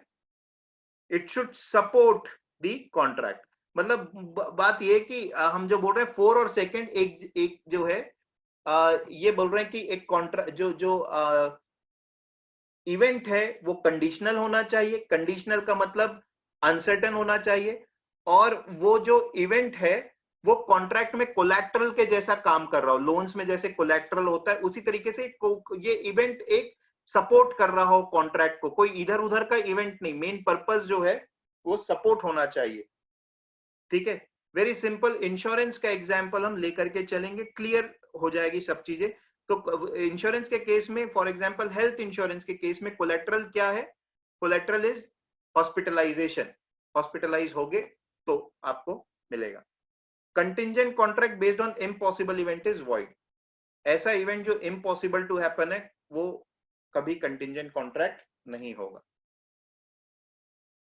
ठीक, राइट। तो अब आप देखिए 2 एग्जांपल, ये दोनों ही इंश्योरेंस के एग्जाम्पल है। एक A contracts to B to pay rupees 10,000 if B's house is burnt. This is a contingent contract. A promised to B rupees 1 crore if a certain ship does not return within a year. ये time reference के respect में कर दिया, अगर ship वापस नहीं आई इतने समय में तो मुझसे पैसे ले लेना। ये बिजनेस में इस तरीके के कॉन्ट्रैक्ट्स होते हैं, बिजनेस में इस तरीके के इंश्योरेंस होते हैं, ठीक है, right. So any kind of insurance comes under contingent contract. Next is wager. दोनों सिमिलर हैं, फिर से बोल रहा हूं सेम नहीं है, सिमिलर है। क्यों सिमिलर है? क्योंकि ये डेफिनेशन आप पढ़ेंगे तो पूरा कंफ्यूज हो जाएंगे। आपको जो मैं बात बोल रहा हूं उसको सिंपल वे में समझेंगे। वेजर भी एक फ्यूचर कंडीशन पे डिपेंडेंट है। वो फ्यूचर इवेंट जब होगा तो कॉन्ट्रैक्ट की में जो बातें हैं वो एग्जीक्यूट होंगी। Everything is almost same, the difference is that ये जो है wager contracts are illegal. Why illegal? क्योंकि इसमें बेटिंग और गैम्बलिंग जैसे, अब बेटिंग और गैम्बलिंग जो है they are wager contracts. Everybody knows what is betting and gambling. Gambling तो सबको पता है, जुआ खेलना। बेटिंग इज सट्टा लगाना। आज अगर इंडिया मैच जीतेगा तो 1 रुपए के बदले 1.5 रुपए मिलेगा, तो उसमें मैंने करोड़ों लगा दिए, इंडिया मैच जीता 1.5 करोड़ मिल गया। बेटिंग, सट्टेबाजी, गैम्बलिंग, जुआ खेलना, ये भी वेजर ही है। अब देखिए ये वेजर है, ठीक है। अब आप देखिए ये भी किसी कंडीशन पे डिपेंड कर रहे हैं। इंडिया जीता तो मुझे कुछ मिलेगा, लगते तो कंटिंजेंट कॉन्ट्रैक्ट के जैसे ही है, बट इनको एक अलग कैटेगरी इसलिए बनाई गई है क्योंकि ये इलीगल काम है, ठीक है। तो दोनों के बीच का जो डिफरेंस है वो ये है कि the most primary difference is wagering contracts are void, they are illegal. Essentials देखेंगे तो वही है, अनसर्टेन इवेंट होना चाहिए जिसपे डिपेंडेंट है, ये एक डिफरेंस है। इक्वल चांसेस ऑफ गेन और loss to the both the parties, neither party have the control over the event. ये तो उस केस में भी था कंटिंजेंट कॉन्ट्रैक्ट के भी, कि किसी के भी हाथ में, किसी के भी पास कंट्रोल नहीं है, ठीक है। No other interest in the event except money won और लॉस्ट। अब अपन डिफरेंस समझते हैं, ये लग तो सेम रहा है कंडीशन पे डिपेंडेंट है, ठीक है। वो कंडीशन होगी तो कॉन्ट्रैक्ट के टर्म एग्जीक्यूट होंगे। बट एक को मैं लीगल बोल रहा हूं, एक को इलीगल बोल रहा हूं। वो क्यों बोल रहा हूं? वो इसलिए बोल रहा हूं, इस चीज को समझेंगे, ये बुक में नहीं मिलेगा, ये बहुत लॉजिकल है। हम इसलिए इलीगल बोल रहे हैं क्योंकि वेजर जो होते हैं जिसको हम इलीगल बोल रहे हैं, उसमें प्राइमरी पर्पस इज मनी या मटीरियलिस्टिक चीजें। जुआ खेलना, सट्टा लगाना आदमी एक दो बार एडवेंचर के लिए कर सकता है, ठीक है, ऑल्दो वो भी नहीं करना चाहिए। बट प्राइमरी पर्पस उसमें पैसे या सोना या चांदी या घर, मटीरियलिस्टिक चीजें ही होंगी। बस उसी वजह से कोई बैटिंग या गैम्बलिंग करेगा। That is one. इंश्योरेंस का प्राइमरी पर्पस पैसा नहीं है। मैं लाइफ इंश्योरेंस क्यों करवा रहा हूं? पैसे तो एनीवेज मुझे नहीं मिलने वाले, वो तो तभी मिलेंगे जब आई विल बी नो मोर। तो पैसे तो मुझे मिलने नहीं वाले, मैं क्यों करवा रहा हूं? सिक्योरिटी के लिए करवा रहा हूं। तो the main difference is the purpose. The main difference is the purpose.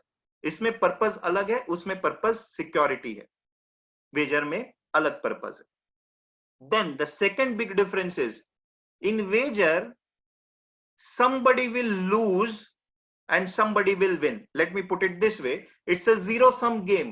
Zero sum game कौन सा होता है? कोई जीत रहा है तो पक्का कोई ना कोई हारेगा, तभी वो जीत सकता है। जुआ सट्टा में ये जरूरी है, सारे लोग नहीं जीत सकते। if somebody is winning, somebody has to lose. Compare this with insurance. It is not it is not like this that somebody will win at the cost of somebody losing it. तो अगर आपको insurance का पैसा मिल रहा है तो इसका ये मतलब नहीं कि कंपनी कुछ लूज कर रही है। बहुत सारे टर्म्स एंड कंडीशन रहते हैं, ठीक है। कंपनी लूज नहीं कर रही होगी, अब कुछ एक दो केसेस में कर रही होगी ऑफ कोर्स। अगर मैंने आज ही इंश्योरेंस करवाया और आज ही गाड़ी को ठोक दिया, ऑफ कोर्स, तो मैंने प्रीमियम भी आज ही पे किया था, एक साल का ही पे किया और मुझे मिल गए पैसे, वो भी हो गया। तो that is one of case. By and large companies are existing and still working. Why are they existing and still working? Because I'm sure they are earning the profit. वो भी प्रॉफिट अर्न कर रहे हैं। Why are people still buying insurance? अगर company profit earn कर रही तो वो लूज कर रहे होंगे? No, they are buying because they want security. They are not bothered about money.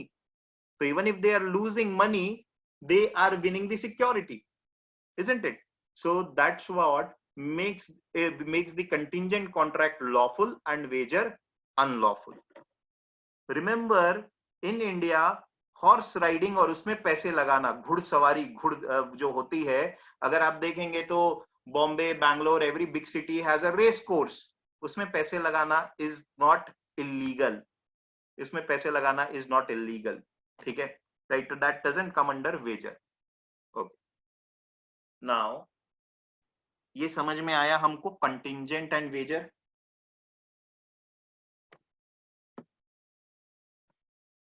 Question बनाए? अच्छा, ये क्वेश्चन तो बना ही लो, और कुछ डाउट है तो आप पूछ भी लो।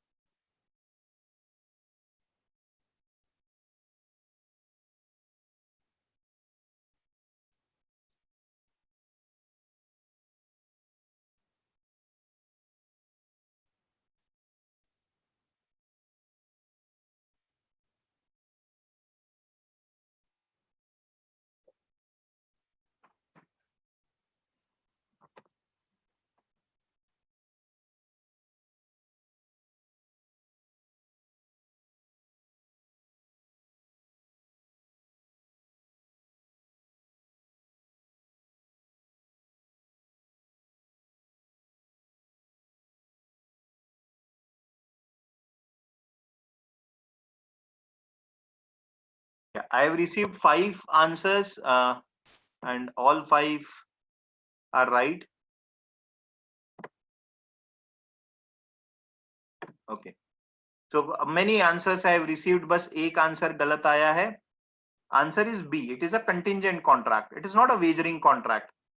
ठीक है, इसमें वेजरिंग कॉन्ट्रैक्ट जैसे जो अनलॉफुल चीजें होती है वो कहाँ है? Equal chances of winning and losing and involve uncertain events, ठीक है, अनसर्टन इवेंट्स है, but equal chance of winning and losing can not be said. ठीक है, हम देखें वेजरिंग कॉन्ट्रैक्ट्स जो होते हैं वो इलीगल बेटिंग गैम्बलिंग जैसे कॉन्ट्रैक्ट्स होते हैं। ठीक है, राइट। तो answer is contingent contract. Alright, किसी ने डाउट पूछा है, एक मिनट, क्या एक्सप्लेन करना है Rudransh? Why betting is illegal? Betting is illegal as per the Indian उसमें अगर बात करें तो in many countries it is not illegal, but if I'm now there are two things to it, Rudransh. Wagering के हिसाब से अगर मैं देखूं वेजर कॉन्ट्रैक्ट्स आर इलीगल, मैं बेटिंग इंडिया में इलीगल है बिकॉज बेटिंग को वेजर में क्लासिफाई किया हुआ है। Wager contracts are illegal because इसमें कोई जीतेगा तो डेफिनेटली वो किसी की कॉस्ट पे जीतेगा, unlike insurance where both the parties के are in win win situation. यहां पर विन लॉस वाली बात होती है, तो किसी ना किसी का नुकसान हो रहा है और कई बार बहुत ज्यादा हो जाता है। That is one. Second, the primary purpose to get involve in betting is money और materialistic things as compared to insurance where the primary purpose is not money, but for me it is security, for the company it is doing business, which of course is money but in a lawful manner। ठीक है, now betting is legal in many countries like United Kingdom, many European countries, उसमें betting legal है, India में नहीं है because India में इस वजह से नहीं है, ये मेरी ओपिनियन है, अब ये मैं लॉ से बाहर की बात कर रहा हूं, इंडिया में betting इस वजह से नहीं लीगल है और होना मुश्किल भी है कुछ दिन एटलीस्ट अभी तो, बिकॉज इंफॉर्मेशन असिमेट्री बहुत ज्यादा है। इंफॉर्मेशन असिमेट्री क्या होती है? किसी के पास बहुत ज्यादा नॉलेज है और बहुतों के पास बहुत कम नॉलेज है, तो आसानी से बेवकूफ बना देते हैं। as compared to European nations which are more homogeneous in nature, our country is very heterogeneous in nature in every sense, but here more so related to information। ठीक है, तो आसानी से बेवकूफ बनाया जा सकता है, इस वजह से ऐसी चीजों को मेरे ख्याल से अभी तक लीगल नहीं किया गया। अदिति, ये क्या क्वेश्चन हुआ? हाँ, अगर कॉन्ट्रैक्ट इलीगल है तो वेजर वॉइड है, वेजर इज वॉइड या वॉइड क्या? वो तो इलीगल है ना, इलीगल कॉन्ट्रैक्ट का वॉइड क्या होगा? कॉन्ट्रैक्ट अगर इलीगल है तो वो एक अलग ही टर्म है, मैंने लास्ट क्लास में बताया था। इलीगल है वो मतलब लॉफुल ही नहीं है। वॉइड तो लॉफुल कॉन्ट्रैक्ट्स में कुछ गड़बड़ होती तो वो वॉइड होंगे। ठीक है, okay. Next is contract of agency. Okay, what is contract of agency? Very simple, हमने मास्टर सर्वेंट पहले किया था। I hope your doubt is clear Aditi Prasad, that is.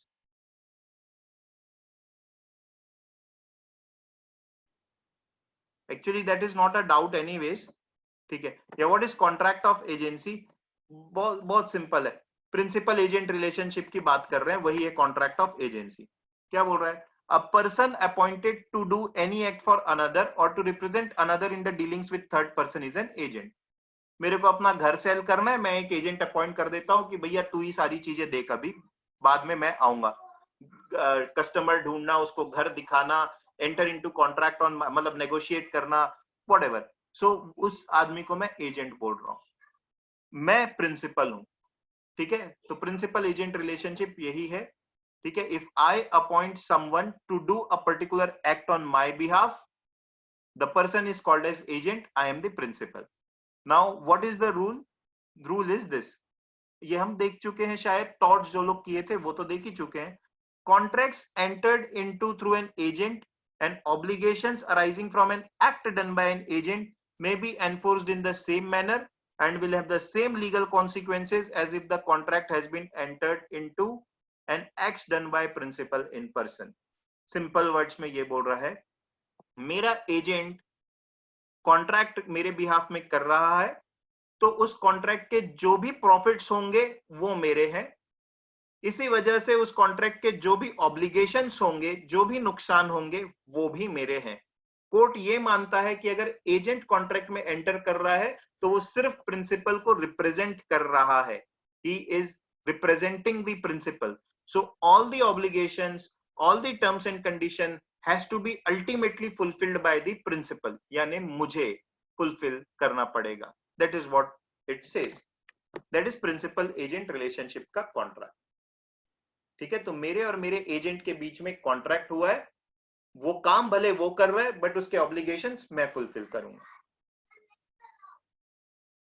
ठीक है, दो एग्जाम्पल है, आप देख लीजिए.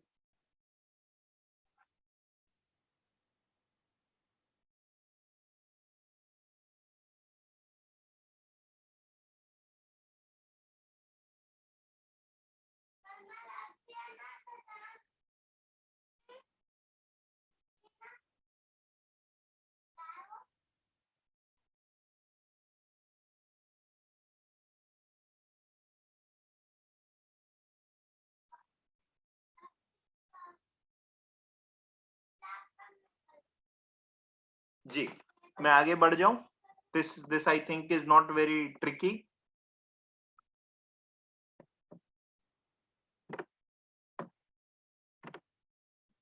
ओके, ये क्वेश्चन बनाओ, आराम से पढ़ो.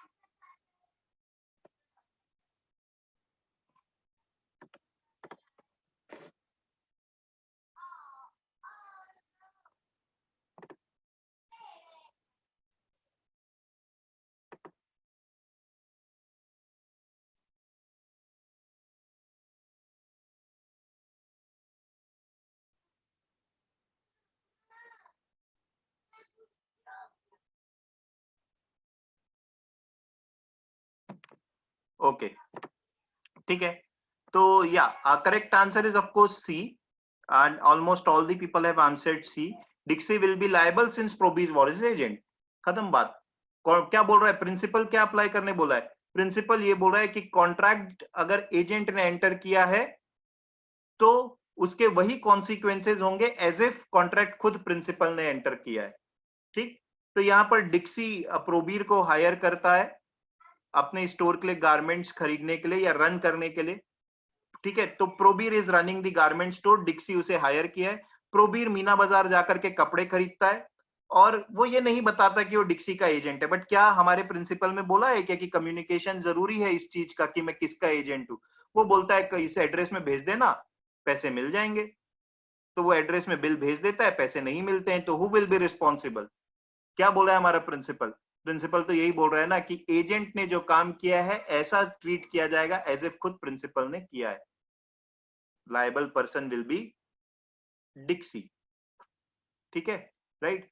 तो Dixie will be liable since Probir was his agent. It was appointed as an agent to run the store.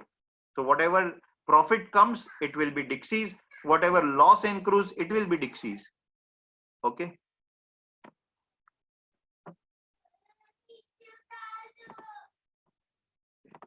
Next is contract of bailment. ठीक है, contract of bailment.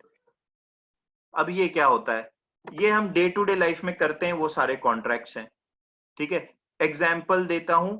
आपने अपनी कार मैकेनिक को बनने के लिए दी है. जब वो कार बन जाए तो मैकेनिक का क्या काम है? आपको वो कार लौटा दे. ठीक, या फिर आपने जो बोला था वो करे. ऑफकोर्स कार के साथ तो लौटाने की ही बात होगी. ठीक है, तो that is contract of bailment.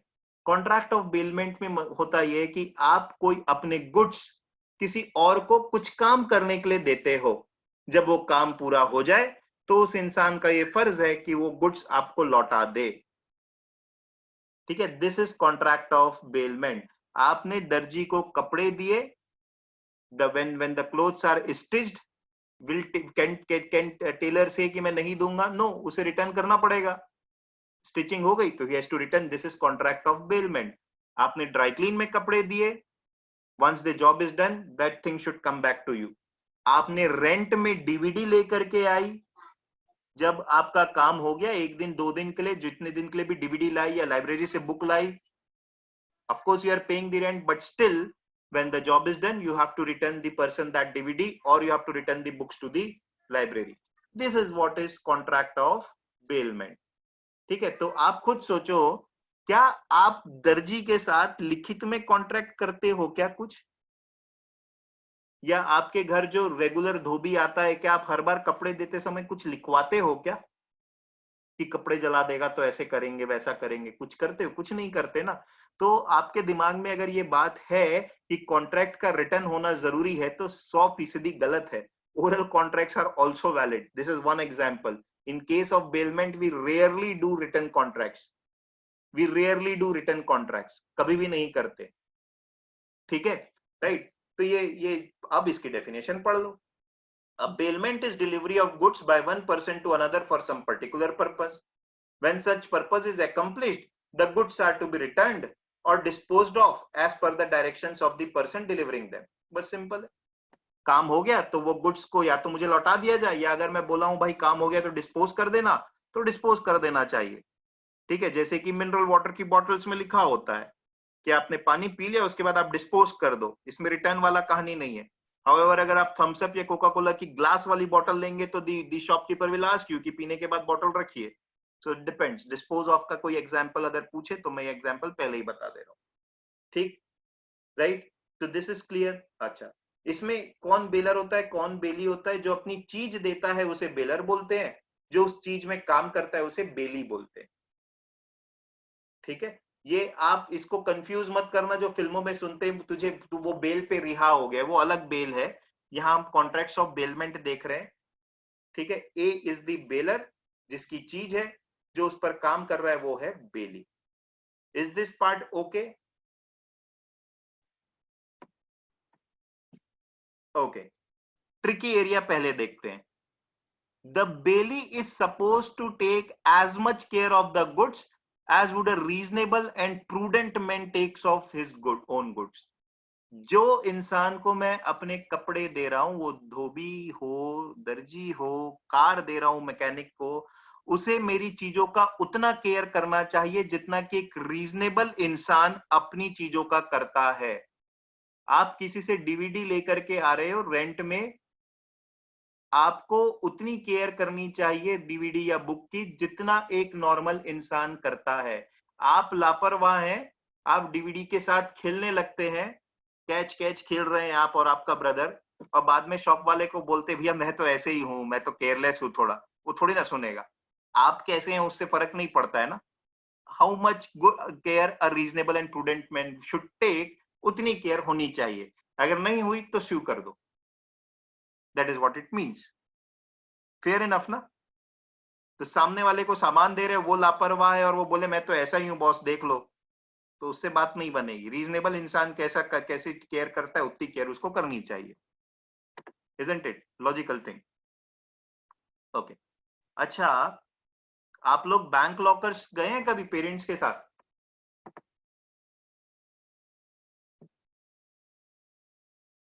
Okay, कुछ लोग गए हैं, कुछ लोग नहीं गए हैं। ओके, तो बैंक के लॉकर्स में ज्वेलरी एंड जो भी चीज रखते हैं कीमती सामान, क्या ये आपके और आपके बैंक के बीच कॉन्ट्रैक्ट ऑफ बेलमेंट है? आपने बैंक के लॉकर में जाकर के अपनी ज्वेलरी रखी, क्या ये कॉन्ट्रैक्ट ऑफ बेलमेंट है? अज्यूम करते हैं बैंक रीजनेबल केयर कर रहा है, वॉचमैन है, कैमरा लगा है, सब चीज है, क्या ये कॉन्ट्रैक्ट ऑफ बेलमेंट है? बोलने का मतलब ये, अगर बैंक से चोरी हो गई या कुछ गड़बड़ हो गई तो क्या आपको ये चीजें मिलेंगी वापस? Is this contract of bailment?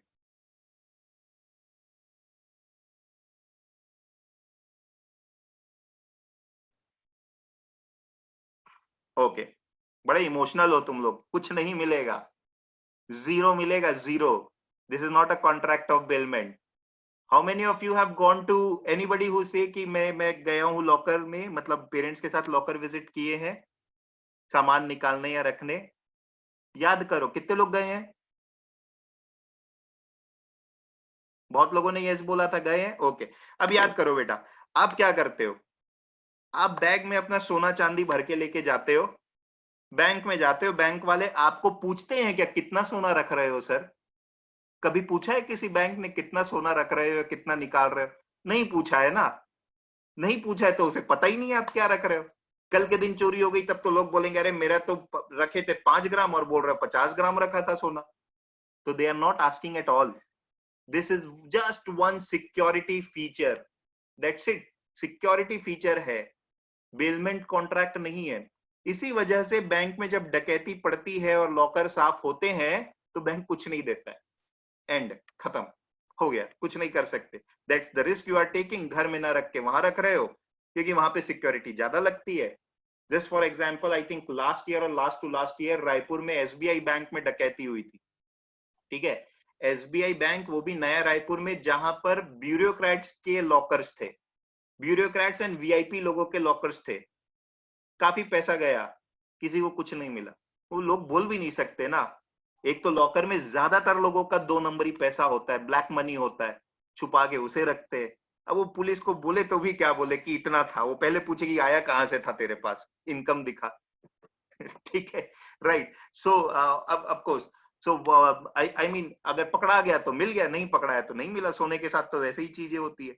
So this locker is not a contract of bailment, is not a contract of bailment. Contract of bailment क्या होता है? आप अपने बैंक अकाउंट में, सेविंग्स अकाउंट में पैसा रखे हो, that is contract of bailment. Bank के पास जो पैसे डिपॉजिट किए, that is contract of bailment. उसको कुछ हुआ तो बैंक आपको पैसा देगा, लेकिन कितना, वो पढ़ते कम लोग हैं, उसकी भी लिमिट है, उसकी भी लिमिट है। इन केस ऐसा कुछ होता है तो the limit right now is 1 lakh rupees.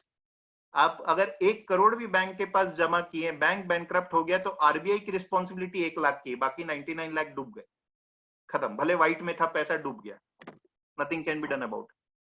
ठीक है, now the thing is that this government, the Modi government said that they will increase this limit from 1 lakh to 5 lakh, but that has not yet happened. ठीक है, but just I am saying कि yeah, but still savings account होता है या bank के पास जो accounts आप खुलवाते हैं उसमें गई हुई चीज जो है वो डेफिनेटली बेलमेंट में आ सकती है, लॉकर्स की चीजें नहीं। जाहिर सी बात है क्योंकि इसमें bank is aware what you are doing. In lockers they are not aware what you are keeping, they never ask you. Okay, ठीक है, राइट। चलो अब आगे ये क्वेश्चन बनाओ।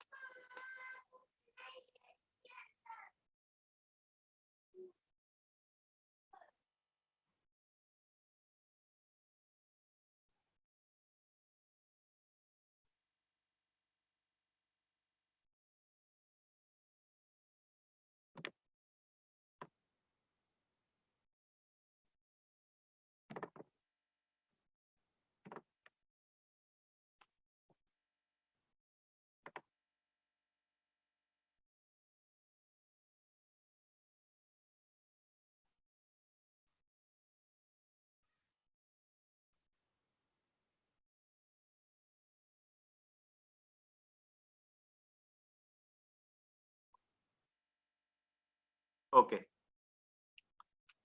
बेटा, आप एक प्रिंसिपल पढ़ो। प्रिंसिपल ज्यादा इंपॉर्टेंट होता है फैक्ट से। प्रिंसिपल क्या बोल रहा है? बेली को किसी भी गुड्स की उतनी केयर करनी चाहिए जितना एक रीजनेबल इंसान करता है। तो what we need to establish is कि क्या उतनी केयर हुई थी, सिंपल थिंग, क्या उतनी केयर हुई थी, हाँ या ना, क्या उसने उतनी केयर की जितना एक रीजनेबल इंसान अपनी चीजों की करता है? Please give me answer in yes और नो। ओके, अच्छा, दुनिया का कौन सा आदमी बेटा, कौन सा आदमी गैरेज में ही कार की चाबी लगा के रखता है? गैरेज का मतलब ही क्या है? Read the facts now. One day a thief jumps the wall of Manjeet's house and unbolts the garage door. What is meaning of unbolt? अनबोल्ट का मतलब ये होता है तोड़ना नहीं होता, अनबोल्ट मतलब लॉक खोलना, लॉक भी नहीं था, मतलब समझ लो कि बस ओपन कर रहा है, वैसा unbolting. Unbolting is not breaking, it's different. चलो अब वो भी रहता अगर, तो after picking up the keys from the hook on the garage wall itself, अरे tell me how many of you keep the key of car in the garage itself? अगर garage में कार रखते हो तो वहीं पर चाबी कितने लोग रखते हैं? Any sensible person will he do that? Of course, you know the answer. You will not do that. So you have missed this part. तो आपको यही देखना था कि इसने जो केयर की वो उतनी कोई रीजनेबल इंसान करता है? नहीं, इसने तो कुछ केयर नहीं किया, बड़ा लापरवाह आदमी था। वहीं पर गाड़ी की चाबी भी रख दिया गाड़ी के साथ में, तो कोई भी लेकर के जा सकता है, very easy. It's simply like गाड़ी में चाबी छोड़ करके आ गए और बोल रहे चोरी हो गई। चोरी होना गलत बात है, बट आप भी लापरवाह थे। ठीक है, तो he has not taken care of the goods. ठीक है, right, okay, so right answer is B. Manjeet is liable because he did not take care of the cars. He should have taken care of the car. मैं कानून के, मैं ये वाली language का use ना करूं कि उसको लेना चाहिए था, मैं सिंपल ये बोल रहा हूं कि उसने नहीं लिया, इस वजह से वो है। ठीक है, दोनों सिमिलर टाइप के हैं, but better choice is B because of the language. I hope जो लोग बोल रहे थे कि उसने रीजनेबल केयर ली है वो समझ गए हो।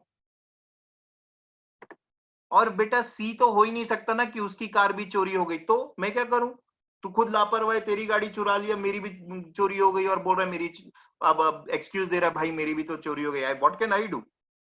देयर इज, आई मीन ये तो एकदम ही इनसेंसिबल आंसर हुआ ना।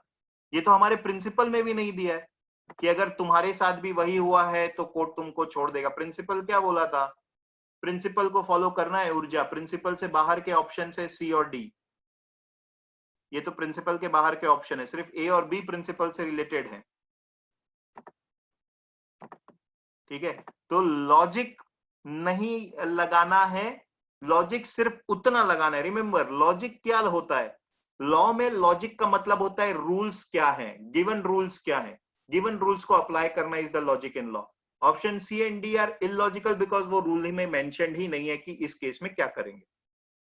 ठीक, इज दिस क्लियर?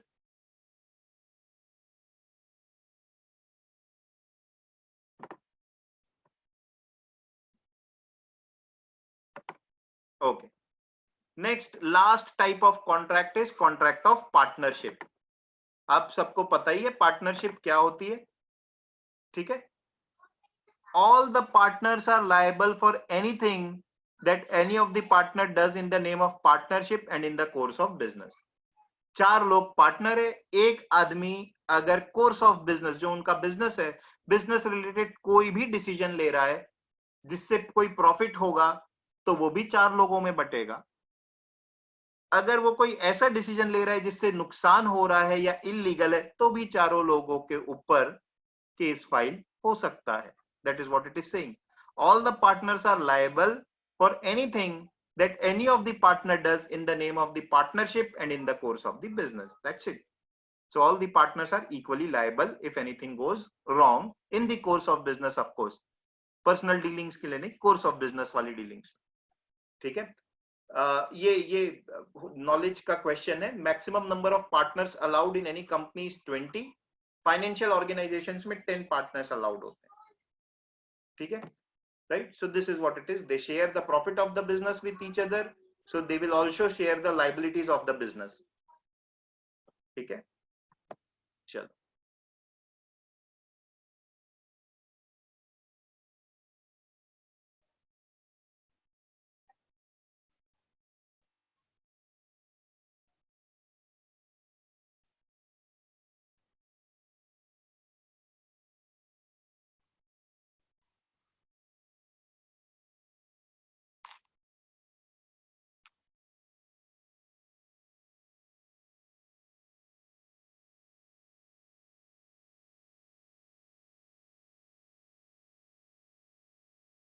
प्रिंसिपल को फॉलो करना, जबरदस्ती के आंसर्स नहीं मार्क करना।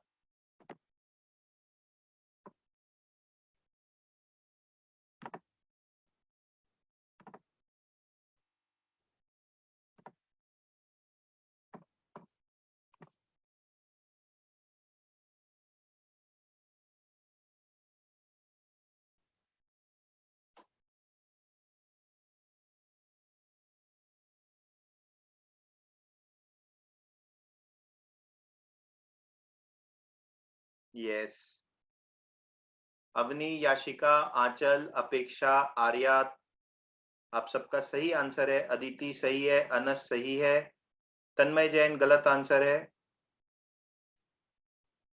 एक बात बताओ तन्मय, ये सब एक्स्ट्रा की चीजें क्यों हम सोचते हैं यार? कि वो लोग तो सोच ही लिए थे 100 रुपए खर्च करना है, तो सोच लिए हैं तो कोई 100 की चीज को 80 में कर दे उसका पार्टनर। मतलब ये तो प्रिंसिपल में दिया ही नहीं है ना। आप ये सब कहानी क्यों सोचते हो? जो लोग ये कहानी सोच रहे हैं, they are simply not following a simple thing. They are simply not following that what is written in the principle, they should do it. आप लोग ना लॉजिकल रीजनिंग के केसलेट्स बना रहे हैं, वैसा लग रहा है। नहीं, ये लीगल रीजनिंग है। इसमें जो प्रिंसिपल में है वही चीज होगी। ए तो आंसर बिल्कुल नहीं होगा Rudransh. E will be liable on moral grounds. क्या प्रिंसिपल मॉरल ग्राउंड्स के ऊपर है क्या? आपको मैं बोल रहा हूं क्या कि मॉरल ग्राउंड्स का रूल लगाओ? तो ये तो करना ही नहीं था ना। अगर हम देखो, ये क्यों जरूरी पता है? रूल्स के साथ चलना क्यों जरूरी पता है? क्योंकि अगर रूल्स नहीं रहेंगे ना, तो जो जज होगा वो आर्बिट अपने मन से डिसीजन लेने लगेगा। आर्बिट डिसीजन लेने लगेगा। किसी को लगेगा यार वो 100 रुपए मान तो गए थे, 100 रुपए खर्च करना है, वो कर दिया जैसे करना था। किसी को वो सही लगेगा, किसी को लगेगा नहीं नहीं यार ये तो गलत है। इसी वजह से लॉ हमेशा एक गिवन रूल से चलता है, और आप सबको भी वही फॉलो करना है। उसी चीज को हम प्रिंसिपल बोल रहे हैं। अगर ये एप्टीट्यूड आप डेवलप नहीं कर पाए तो प्रॉब्लम होगी। This is a very simple aptitude. ज्यादा दिमाग ना लगाएं। What is given in the principle, break it down. What is given in the facts, just look कि प्रिंसिपल में जो इंग्रेडिएंट्स है वो फॉलो हो रहे हैं क्या? हो रहे हैं तो जजमेंट उस हिसाब से दे। Now all of you are right. Option number D is the answer. ठीक है। उसने जो भी प्रॉफिट बनाया है वो सबको शेयर करना पड़ेगा। सेकंड लाइन दी ना, they share the profits, they also share the liabilities. Loss होता तो भी सब बेयर करते। ठीक है। तो जो कुछ गलती कर रहे हैं वो यही है। ठीक, चलो then that is it. We have completed the contracts. तो या now what you can do, आप इसको और पढ़िए बुक्स से अपनी, और डाउट्स हो तो आप बिल्कुल पूछ भी सकते हैं। ठीक है।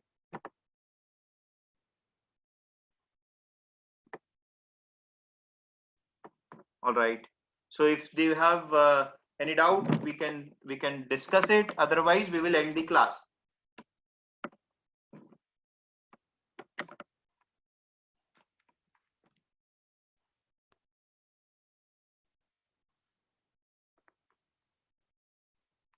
पढ़ने के बाद कोई डाउट आए तो पूछ लेना है। सौम्या क्या डाउट है आप टाइप कर दो। जिनका डाउट नहीं है, they can leave the class.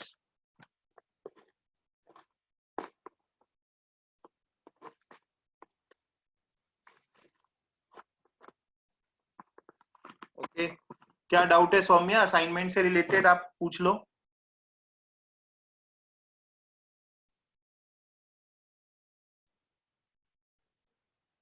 अब नहीं, मैं भेज दूंगा आपको, कल भेज दूंगा। तन्मय वो पॉसिबल है, कई बार क्लैट के आंसर्स अलग होते हैं, लॉजिकल आंसर्स अलग होते हैं, तो कभी कभी वेरिएशन हो सकता है, कोई बहुत बड़ी बात नहीं है। ठीक है।